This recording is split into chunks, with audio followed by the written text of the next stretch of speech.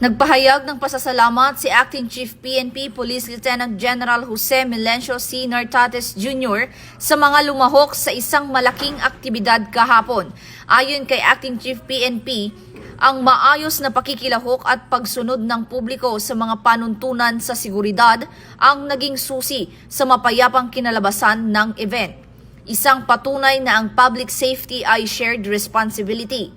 Dagdag niyang ibinida ang Weekly Accomplishment Report.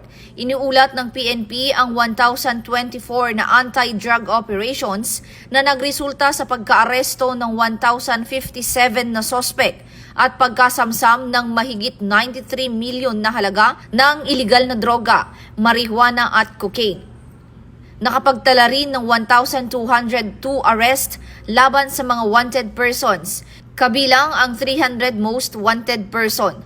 Sa anti-smuggling efforts, 52 na operasyon ang nagresulta sa pagkaaresto ng 49 na katao at pagkasabat ng smuggled items na umabot sa 14.6 million.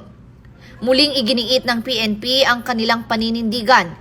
Ito ang bagong PNP para sa bagong Pilipinas. Serbisyong mabilis, tapat at nararamdaman.